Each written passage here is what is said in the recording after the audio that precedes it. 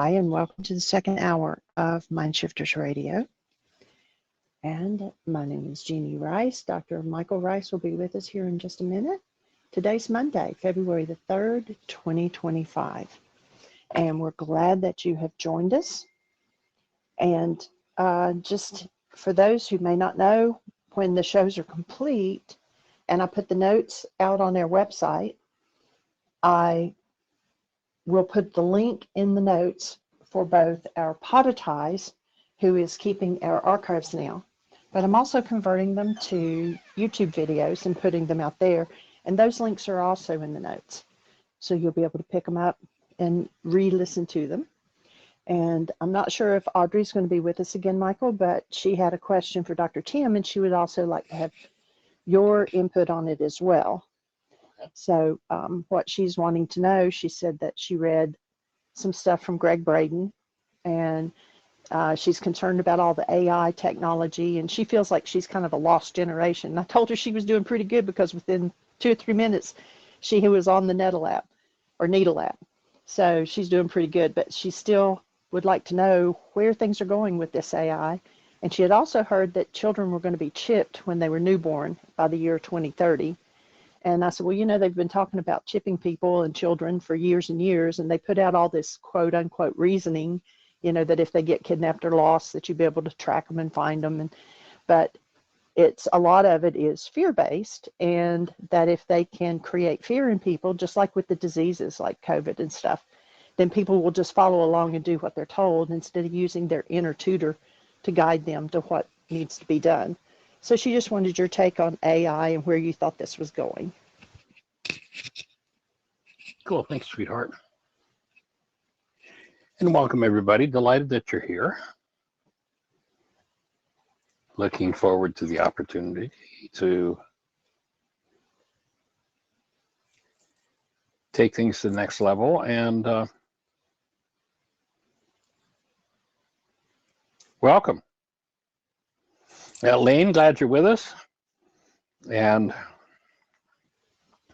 we have a question on the table for those who are just joining in about what my thoughts are around the idea of AI and perhaps fear connected to AI. And my offering, my take would be, of course, no one has ever had fear of anything.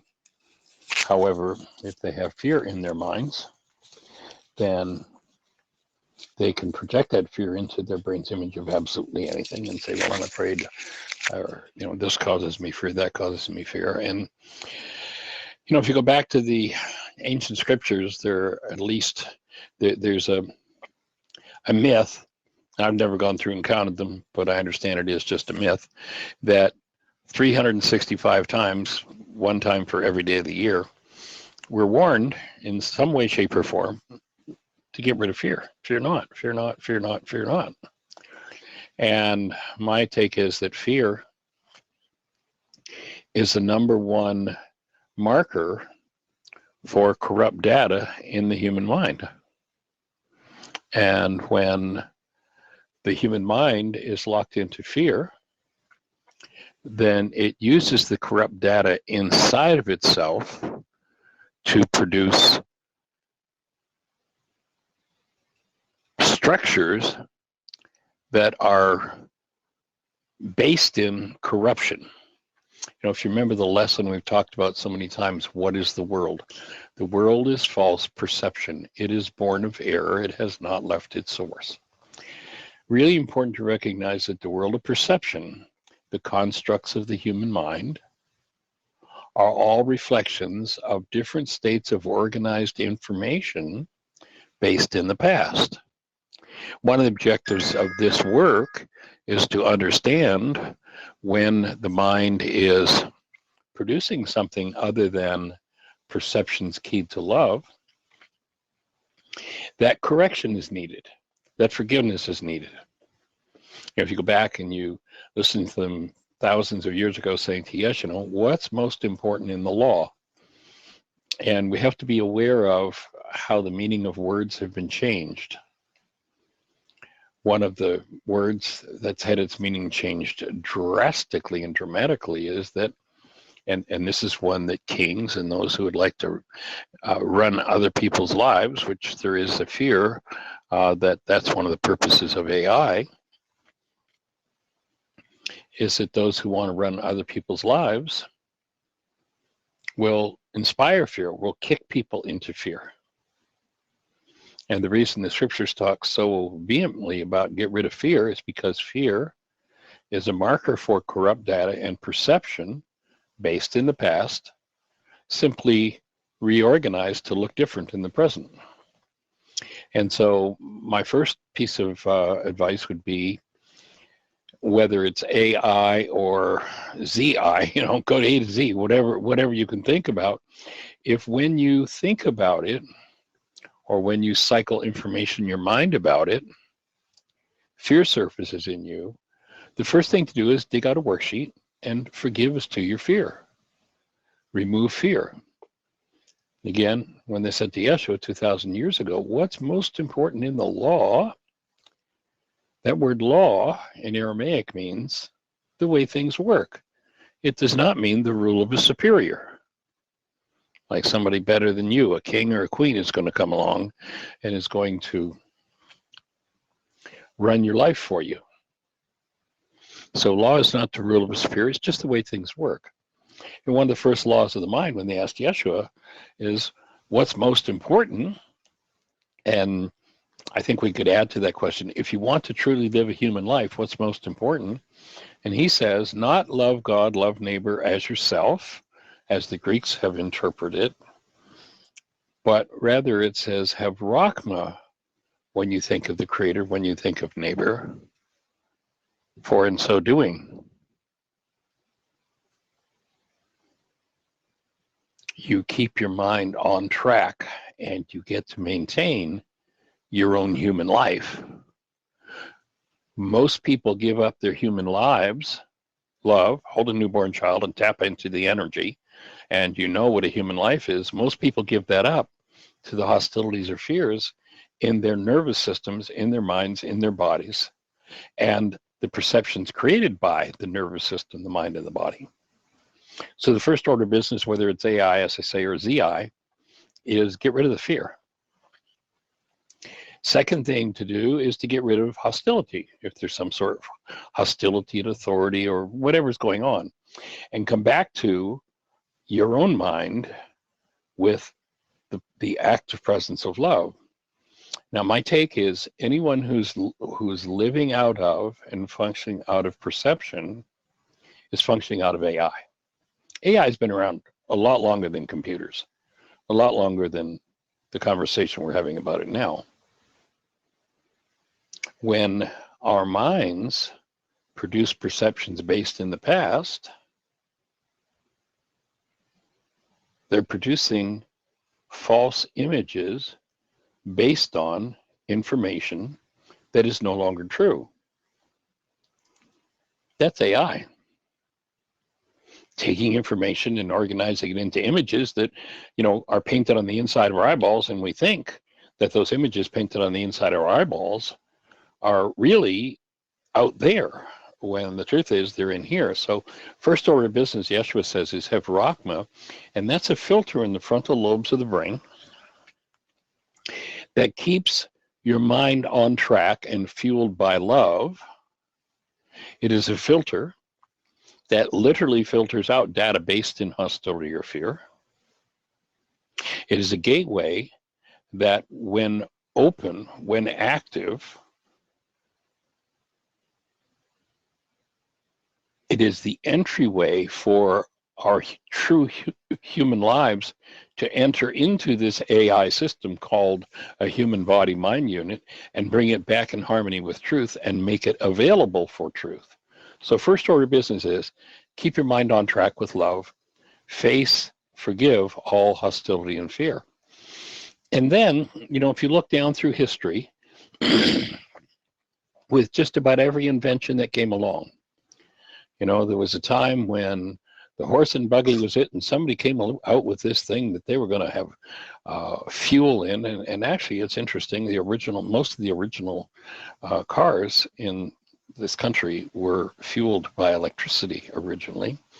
Then the oil and gas industry came along and said, hey, we got a better idea. And if you do some historical research, you'll see that, like, for instance, all the cities that used to have trolley cars, the oil and gas companies went in and bought the trolley car companies, destroyed them, and said, huh, you got to have gasoline.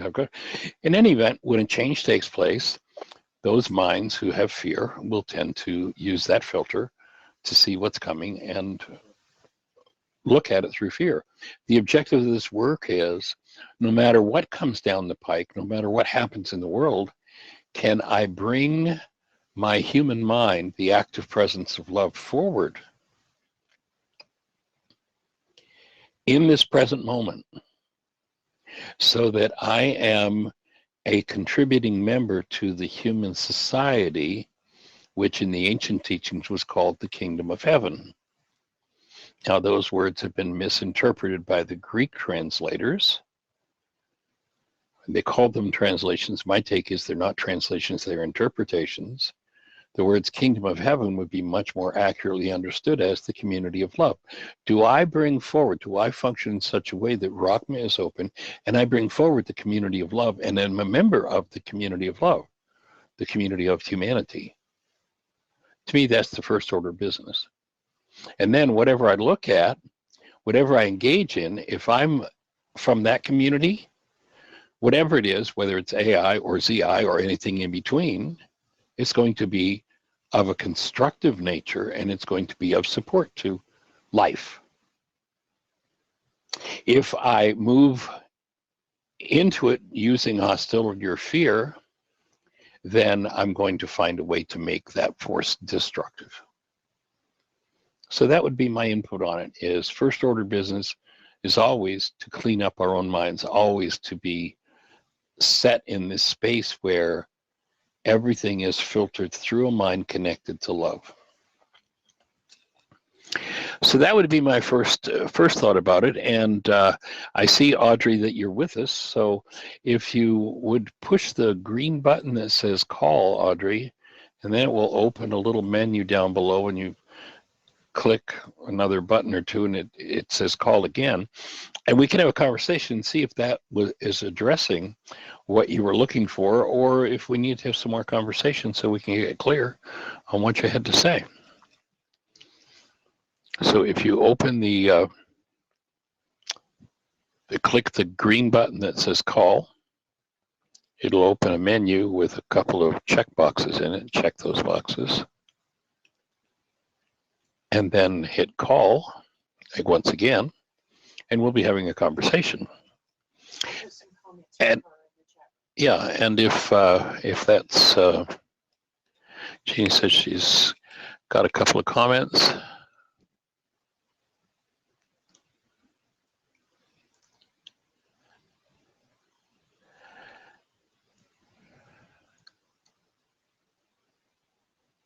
Yes, and our apology, Audrey, for the changes that have gone on. Unfortunately, the company that we were with for 15 years announced to us just a few weeks ago they were going away, and there's nobody else that produces exactly the same product as Blog Talk Radio had. And we've been blessed to find this Needle app, and we're still going through a few challenges, but we're getting that more and more aligned. And I see your hand. So let me just click here.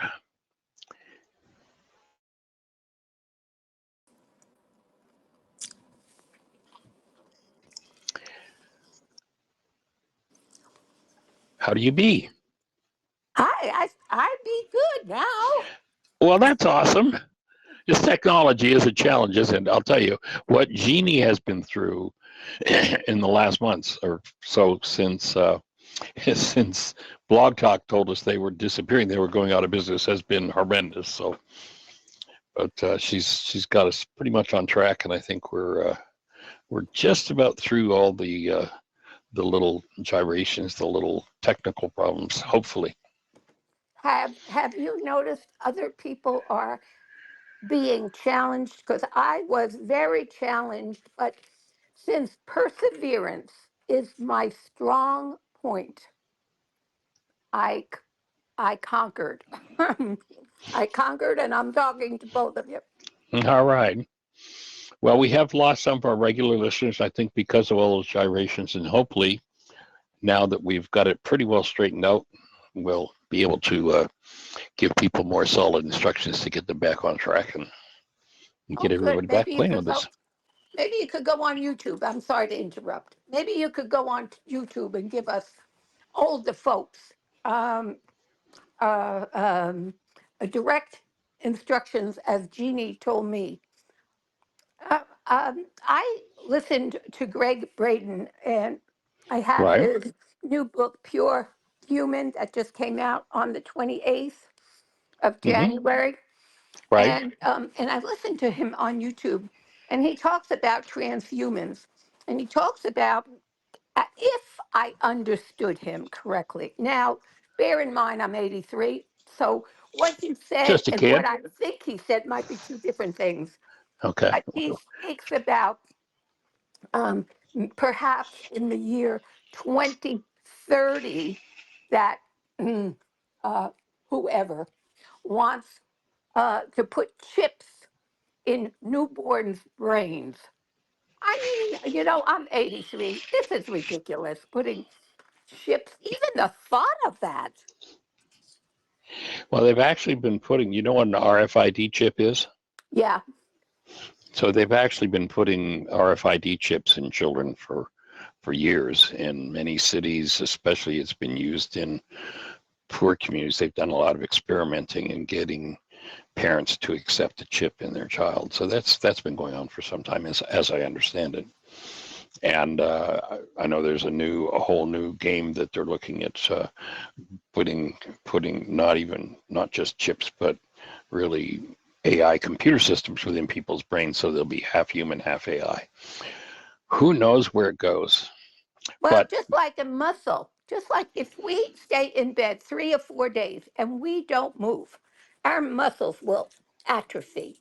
What yes, happens with a chip in our brain and everything? Like years ago, I remember a 4-party line. I right, remembered people's phone numbers.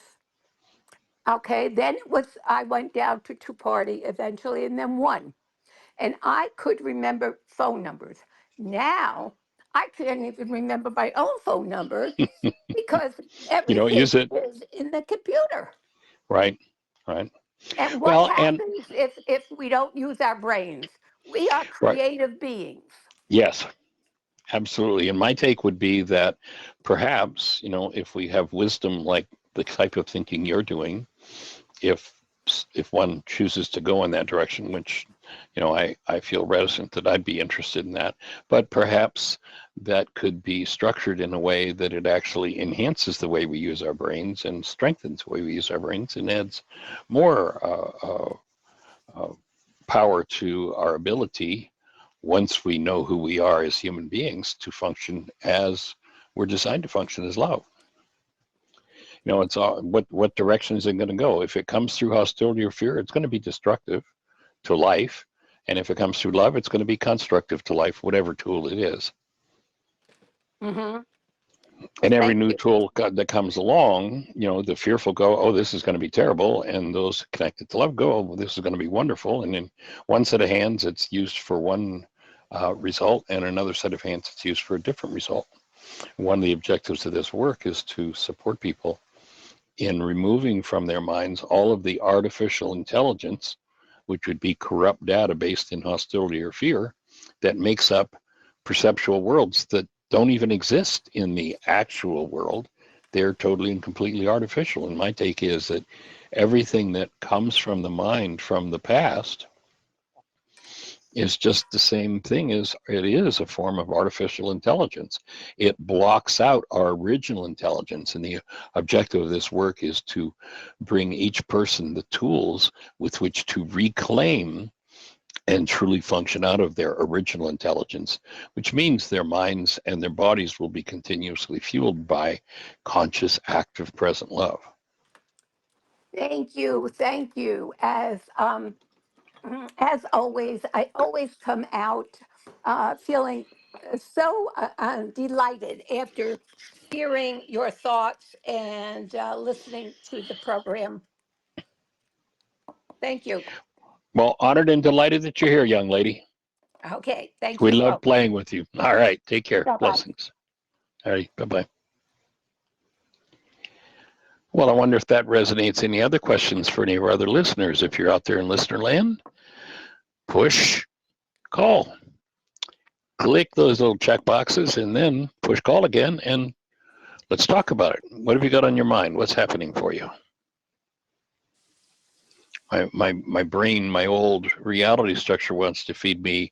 And if you want to talk, our call-in number is, and of course, we don't have a call-in number anymore, which is really wonderful because now anybody in the world that downloads the app can talk to us because you don't need a phone to do it. You do it from within the app.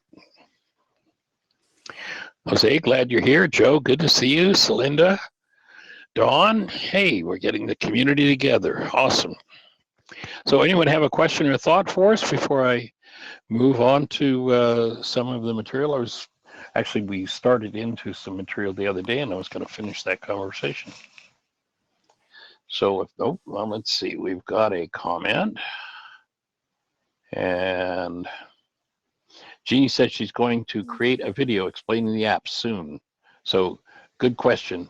Thank you for that question or that thought, Audrey. That was a great one. And Miss Celinda. Hello. You're live and on the air. Yes, I would like to get another viewpoint about AI, just a viewpoint. I have no idea if it's true or not. I believe that's messing around in the Garden of Eden again, that we are going to improve on God's creation, and all we have to do is put a chip in someone's brain. And it's very clear to me that at this moment, I'm sure I'll have to remember tomorrow, but at this moment it's very clear to me that all that I need to know is within, and all I need to do is ask. Because the You have the whole super processor yep, within you. yep. Absolutely. And so if I'm messing around with artificial intelligence, I am just inviting with open arms for those who want control to turn me into a robot. They're not interested in my thinking abilities. Well, They're that's interested. certainly one perspective, and Yeah, if that perspective is based in fear, it would be a replication of a past probably power person dynamic that might need resolution, and otherwise, I'm sure if I'm coming from fear, it's just a simple observation for me yeah. because I've already chosen the simple life.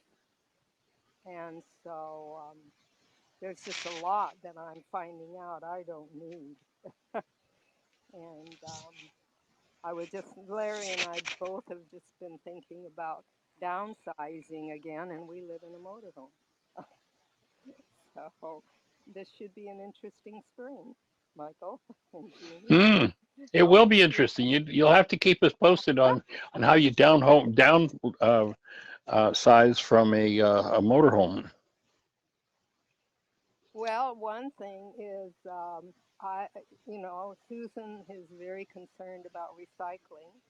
I have been a recycling addict since the 1970s when I lived in Marin County and was introduced very rudely from being active military to the hippie community there. Talk about 180 off.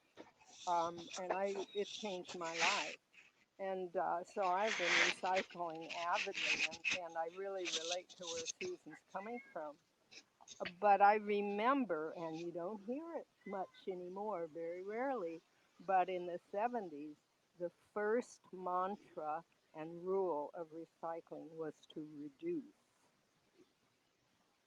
That was the first R.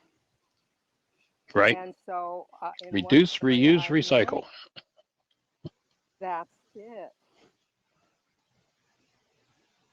But refurbish is just all kinds of things.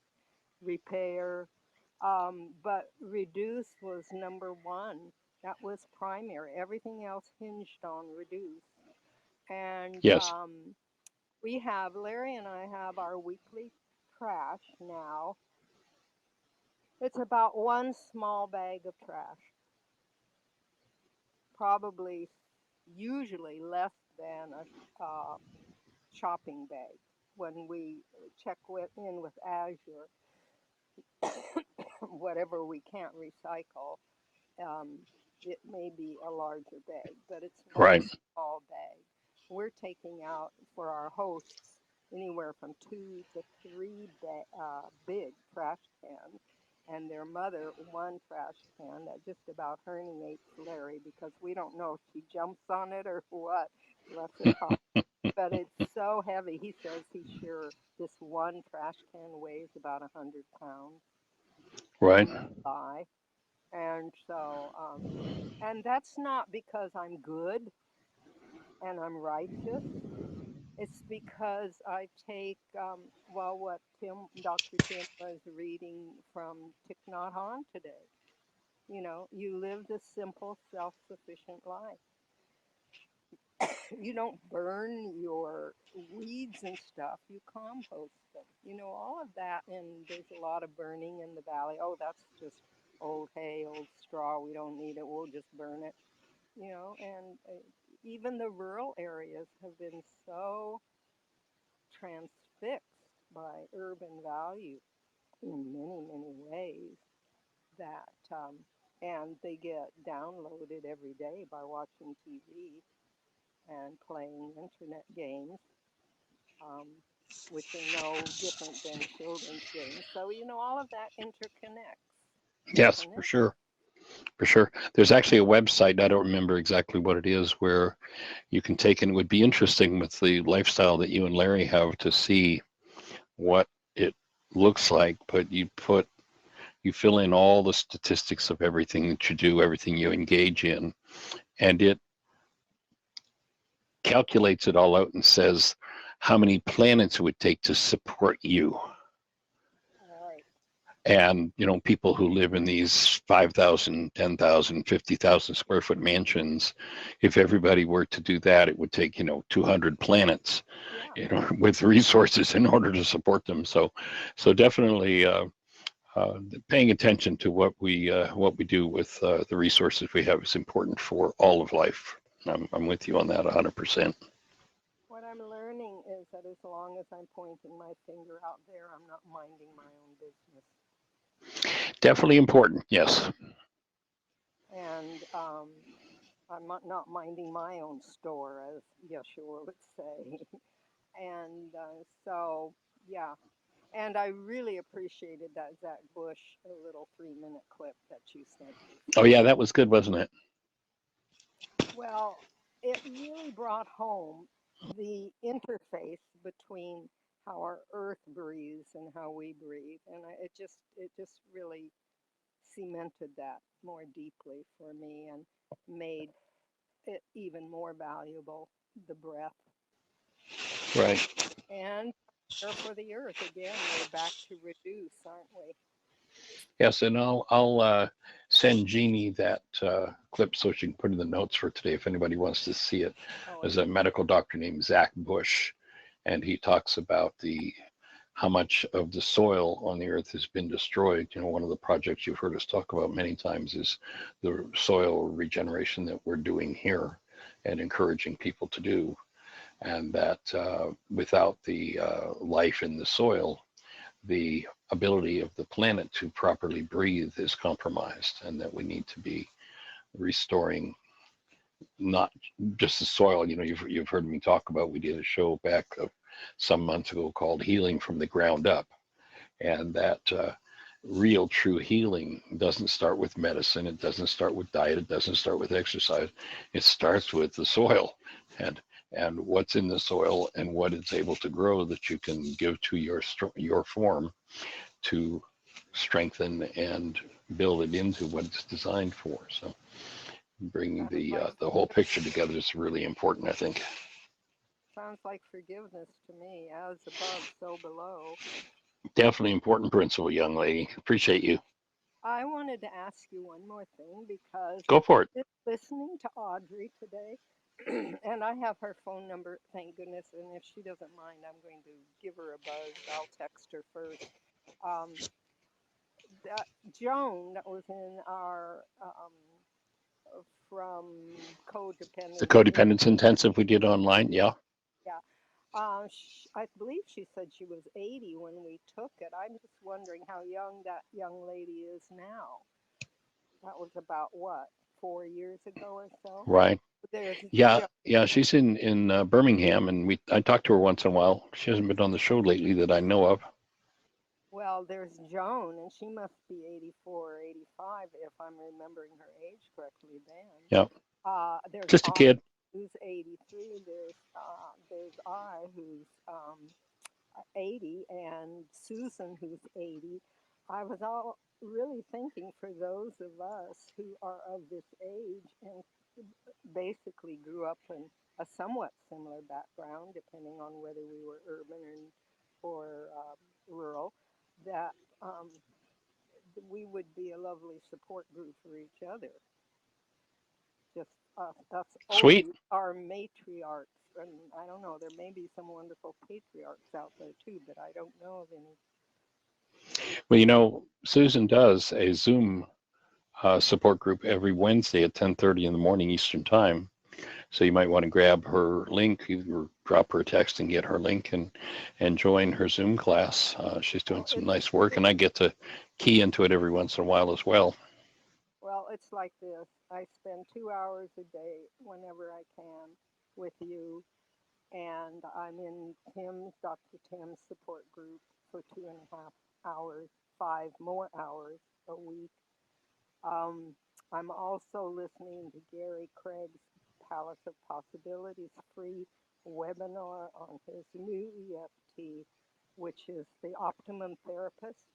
And the only thing that I can actually see as a difference between him and their forgiveness sheet is they haven't identified the importance of the goal. Right. And so, all of those things. And then Larry and I are reading Byron Katie's book, Loving What Is. And I Right. made this beautiful grid with your work and their work, a beautiful, what Dr. Tim was reading today. I just wanted to say, hurrah, hurrah, when Thich Nhat Hanh says that each one of us have to chart our own path. And the way is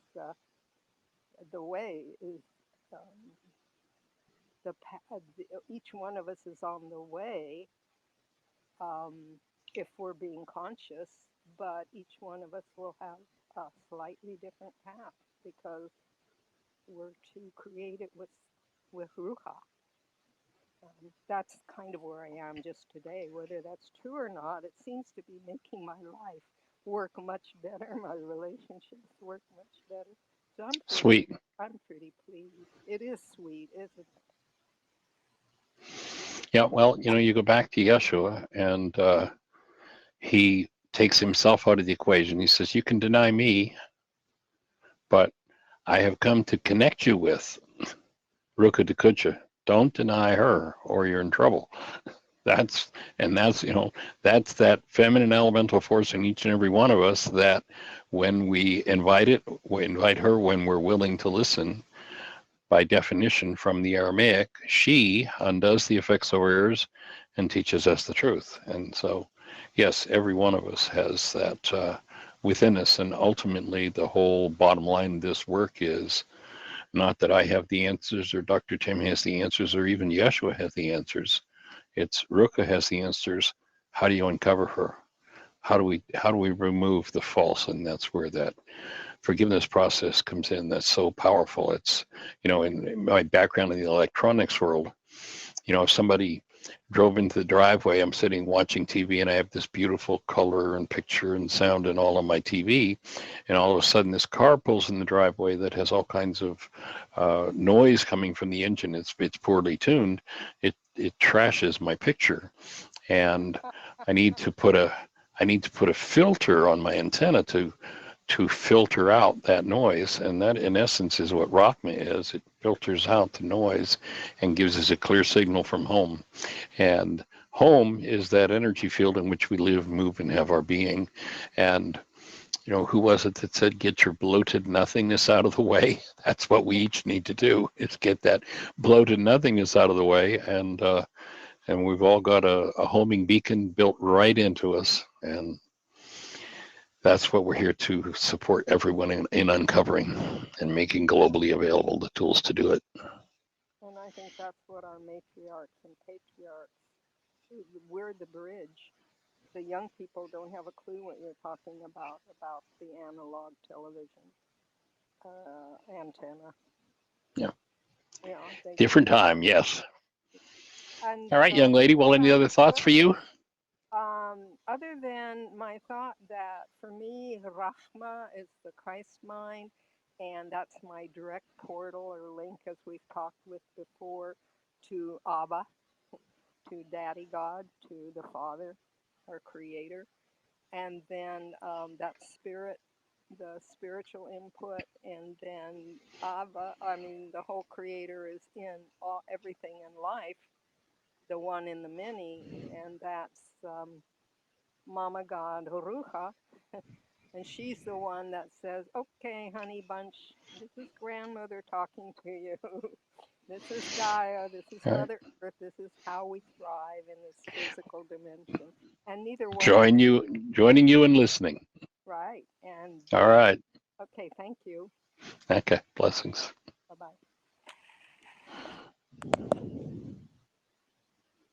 All right, well, anybody else out there in listener land with a thought? Hit that call button, give it a test, a couple of little boxes to check, and then call once again, and we'll be having a conversation. Otherwise, we're just going to step back in. We were talking about the idea of when we get squeezed, what comes out of us? When instantly, without thought, someone, we did have a hand go up, so let's say hello to Susan. Hey there, young lady. Welcome. Hey, so You're loud and clear. good. Aside from bitching and moaning to Jeanie about, if you're talking in your normal voice, I am. I'm enjoying it. But then Celinda would speak and I'd crank up the volume It was all the really way to the quiet. top of my notch. And then you'd move and there'd be a big shuffle and a loud noise and my ears would fall off. So there's something going on either on my end. Jeanie says it's sort of there on her end, but these are just technical things. And I thought Allende might like to know if it is something he can fix. That would be wonderful. Right. Well, we'll give him that feedback. I just actually got an email address from him this morning for giving him feedback directly to their technical department. So I'll put that in, that the volume difference is significant. Okay, good. Second thing is a sort of a global, I love that you talked about AI, and if we have a fear response, that is just a global thing to remember. And I have a lot of fear response going on with AI, particularly if I go on Facebook. I'm not sure if I'm reading something that's true, especially if it's shocking. Like I just read that some terrible thing happened to um,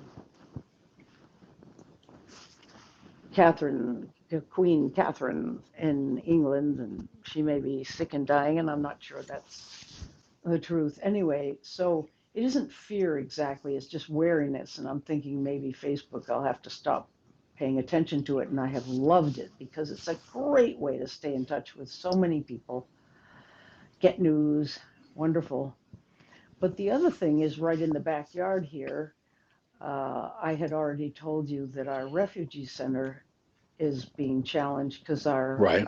resettlement people have been shut down. Right.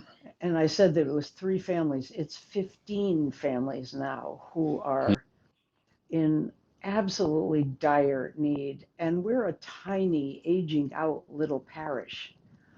And we run this refugee center with volunteers from as many as far away as an hour's drive. And they come in, and we have the most fantastic bunch of refugees. But uh, we need more, and we need more kinds of volunteers. And I'm saying this, oh, this is just my little area, but I don't think it is. I think it's probably over the whole country. And I'm using your radio show as a kind of a pitch. Check in with your refugee resettlement people, or check in with the churches, or whatever's going on. If you have space in your house, if you have some, could make a donation to help pay for the first month or two of rent for somebody who is totally out on the street unless we do that. And that's what it's coming to right now, is we are being asked to reach out to people right near us and get to work. It isn't even a matter of, it's, of course, it's a matter of marching and writing letters, but this is right there. Immediate response help would be just so great. So I've said my piece. Cool. Well, I'm with you 100% and appreciate what you do in that arena, and that you keep reminding us. I noticed today that there's a march in several cities across the country of, or not a march, one thing that's coming up, but secondly, that the Hispanic community is set, and I believe today was the day where they're saying boycott everything and show the powers that be what the country would look like without immigrants. Don't go Oh, to yeah. work, don't shop, don't send your kids to school, do nothing, and Mm-hmm. let people see what the impact is. I think that the fear mongering that's gone on regarding our immigrant neighbors is horrendous, especially when it pretends to be some form of Christian ideal that says we're going to get rid of our neighbors, which is pretty crazy. I know. So definitely Absolutely joining in. insane. Yeah, thanks. Yeah. Well, that's about it. I just thank you for letting me stand on your platform and yell off your soapbox for a minute. Delighted. Delighted. By the way, and Dawn's making a note. Thank you, Dawn. That your voice is loud and clear. I don't know what was happening with Selena's phone. Maybe it's something with her phone, but you're I think in about the same volume range as my voice is. So Oh, good. maybe there really isn't a problem there. Oh, good. That would be a Yes. relief. Yeah, you Cool. don't need any more problems, especially Jeanie. She doesn't need to have to fix any more That's things. for sure. That's for sure. And Ryan is in Nashville today. Actually, as we speak, he's in an appointment with his surgeon. Yeah, I read And that on your so old Facebook, and I hopefully, figured that wasn't fake news. Yeah. no, Have you- no, it's true. He is there, and hopefully he's going to get cleared today, which means he gets to go to the next level. He's still got some physical therapy left to do, and so Mm, we're awaiting with moving breath on the report from him. He's got two of his surgeons he's meeting today. oh boy. I So hold the noticed space, everybody. that he still has the spots on his forehead where they had to immobilize him. Yes, they're Tell him much he, improved. oh yeah, tell him he has to be good or he might grow horns out of there. Well, we talked about getting some little knobs and putting in there, but That's what it looks like. yeah, they're just about gone. His body's gone through quite a Oh yeah. challenge, and but he's doing well. We've had some time with him in the last week, and he's doing pretty well. So Oh, that's great. it is. We're blessed. Ah, Well, any other thoughts for you today? it's a question you can't probably answer, but it's about fake news and how we can discern what's fake and what isn't, and I don't think we can. All these two airline crashes that happened, there's all kinds of talk about how Trump did this or didn't do this, or the FAA is this and that. And I guess you got any ideas? Just don't get scared. Do a wake up sheet and give up your goal and and Keep go out Rachma and, active. yeah. If something less than love comes up, take responsibility for it. Mm-hmm. Clean it up in your own mind, and your discernment will become that much clearer. I hope so. Yeah. It's pretty convincing, some of the stuff. So, There's a lot of craziness going on in the world for sure. yeah. Well, that Definitely was wake it. up time. Yeah. Yeah. Okay, Michael, All that's right. it. Thanks so much. Holding in our hearts. Have a blessed one. Thanks. All right. So if anybody else has a thought for us before we step into looking at what happens when we're squeezed, push the call button, click the little boxes, and push call again.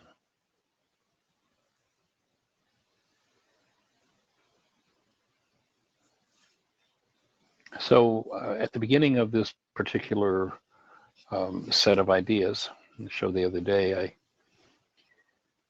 told a little story about the man who has a cup in his hand, and he's really angry with someone for hitting his arm and forcing him to spill coffee all over the furniture, what have you. And we pointed out that actually that person was not responsible for him spilling coffee. He was responsible for bumping his arm, and whatever was in the cup is what spilled, and that what's in the cup and the bumping of the arm and the spilling of the content of the cup are two different things. Using that as a metaphor for life comes along and bumps us, life squeezes us. And when it does, when the stress is up and the chips are down, what is it that pours out of us? If instantly, without thought, when someone violates a goal, comes some form of hostility or fear, there's the next piece of work to be done. And a good question to ask yourself in that circumstance is, if you'd rather be doing it differently, how do you rid yourself of whatever it is that spills out of you when you're squeezed? You know, it's kind of the question of the ages. And if you've ever been controlled by the distortions in perceptions that we can lock ourselves into with fear and hostility, it takes a lot of courage to step up to the plate, acquire the tools, and then take the time to do what it takes to heal. And the whole objective of this total body of work, you know, if you go back to day one in our archives in the radio show, we've been having this conversation 5 days a week, an hour a day for 15 years now, we're in our 15th year.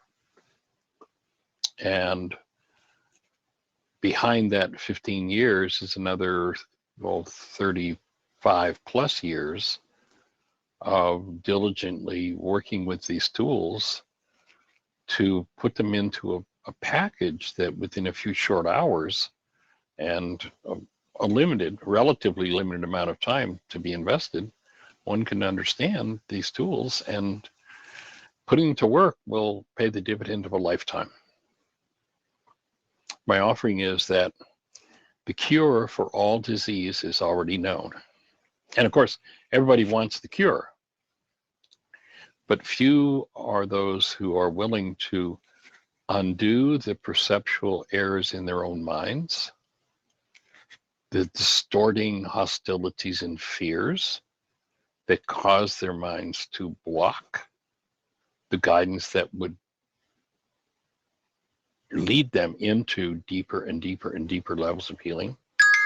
And even fewer are willing to do the work that it takes to achieve that cure.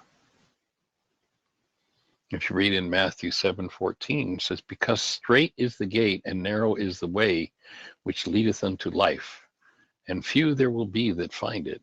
Now, you remember Yeshua, we've said this over and over and over again. He doesn't say, I come to bring you religion, I come to bring you dogma, I come to bring you doctrine. He says, no, I come to bring you life. Life more abundantly. What is life? Life is love flowing through a cell. Anything that you or I do that inhibits the flow of life through a cell. Oh, I'm saddened by what happened out there. No, you've never been saddened by what's happened out there in the world. Well, I'm certainly angry about what happened just yesterday. Let me tell you about it. No, you're not angry about what happened yesterday. Well, but when those things happen in the world, that's what really makes me afraid. No, your anger, your fear, your hostility, your sadness don't come from any of that. They come from your mind. And those circumstances that squeeze you show you what's there. When you stop having a conversation about that out there, now that doesn't mean you don't ever have a conversation about what's going on out there. It doesn't mean you don't ever take action and do things about what's going on out there. That's absolutely a necessity. Ultimately, the thing is, from what state of mind are you doing that? If you're doing it from a state of hostility or fear, then because you're working from corrupt data, you're working against your own best interest. You know, I love that line in the Course in Miracles that says, people don't even know what their own best interests are. Why? Because when we're in hostility or fear and we deny ownership for those energetic patterns, then we lock ourselves into constructs based in hostility or fear, which are all then projections. And, you know, we've been working for 50 plus years to freely give these tools to every mind, heart, and being on the planet. And it's a challenge. And most, my take is, most because of the monumental generational load they're carrying and the, you know, just the colossal shift of mind that it takes to give up blame and accept responsibility is huge. If the generational pattern is to fall into deep resistance and self-deception, i.e., what's the basic deception? Something out there is the cause of what's happening in here. Again, our basic definition of denial. When I think or speak as though something out there is the cause of what's moving in here, I'm now in denial. And in order to live in that state of denial, I have to dissociate from the content of my own mind, which means I just, as a creative being, set up another why is this happening to me again experience. So the key to overcoming the resistance, and remember in Aramaic, the word Satan is not a dude with a red suit, a tail, and a pitchfork. The word Satan means the resistor, one who misleads. Forgiveness is the tool for overcoming the resistance that lies within because it collapses a false perception. And that facilitates being able to face, directly confront, and work through generations of unresolved trauma. And it takes a pretty deep commitment to do that. And each one of us, to truly heal, must do the work of changing the content of the most complex and far-reaching storage system that's ever existed, the human mind. The human mind is, in fact, a multi-generational database. I'm not going to get to it today, but hopefully tomorrow and maybe the next day, I don't know, it'll depend on how much conversation takes place. But the first time, I think the last time that I changed the commitment from the Healing Through Relationship workshop was probably 2 years ago. And I just over the last couple of days made another change in it, you know, spot another place in my own mind that we need another piece of information there to open that gateway up. So we'll talk about that as soon as possible, but recognizing that the mind of the body, the carbon-based memory system that just takes, according to the goals that drive it, the data that's held in it from the past and turn it into pictures in the mind is so highly complex that needs to be faced. It needs to be dealt with. Now, add to that, why is the gate narrow and few find it? Well, you also have to deal with the patterns of the family genes, the patterns of your own emotions, a nervous system that's adapted for most people to living with trauma. And whether that trauma, again, was generationally sourced or whether it happened within, and it's usually within our own childhoods. And then take all of that. If those things are distorted, then the perceptual constructs of the system, we've been trained to believe what our mind tells us, and the mind is the father of liars. unless it's being operated from a source energy that is love, the mind lies. So each ultimately must develop the skill of being able to consciously enter into every nook and cranny of their own minds, their emotions. Each must learn to step into and decode what's in their own genes and remove the hidden parts of themselves, the parts that they're in denial around. So forgiveness of what never belonged in the human energy field becomes the key here. And everything at the root of one's diseases must be faced and healed. And we don't face it and heal it by believing the pictures that are painted on the inside of our eyeballs, the thing called perception.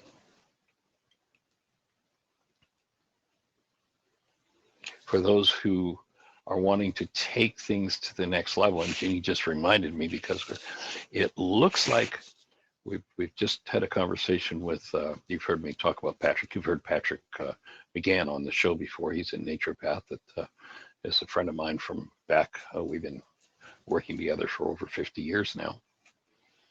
Way back in the early days in Atlanta. In any event, he's a fellow naturopath, and I've been at a distance working with him on the quantum still point. You know, I did do a measure of quantum still point work on myself, but you can only do so much on your own structure in the way this has to be done. So it looks like the March the 2nd through the 9th, we're going to be renting a house here in Bristol.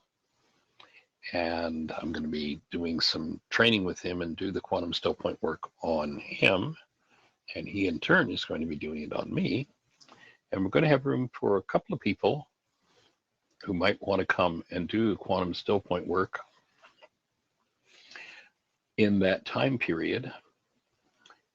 Each person who chooses to come, aside from doing the quantum still point work with me, will have a free half-hour consultation with Patrick, who is an absolute master at doing a thing called centerline balancing. You've heard me talk about my experience of centerline balancing before, way back in the early days of doing this work.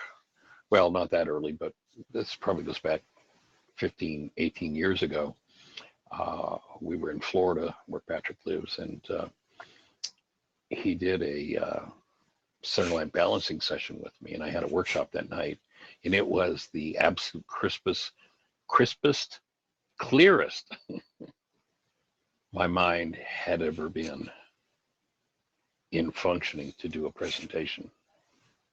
So, and this ties in with the quantum still point, because recognizing that this body-mind unit has an antenna, when the antenna is aligned, that's when its crispest signal comes through. So if you're interested in doing that, let me know. We're going to have limited availability. There'll be the possibility of doing a 3-day quantum still point or a 5-day. If anyone's interested in that, give me your name and contact, drop Jeanie an email. If you have my phone number, you're welcome to call me or text me. Or you can drop Jeanie an email at JEANIE, Jeanie@whyagain.org. And we'll get your name on the list. Not sure exactly how the timing is going to work out for it, but it looks like March the 2nd through the 9th. We're just in the process of setting that up. So that's what's happening, and we're at the 2 o'clock mark already. This hour has gone by really quickly. Delighted you're here to join us, and thanks for being part of the conversation, holding the space. We look forward to tomorrow's session.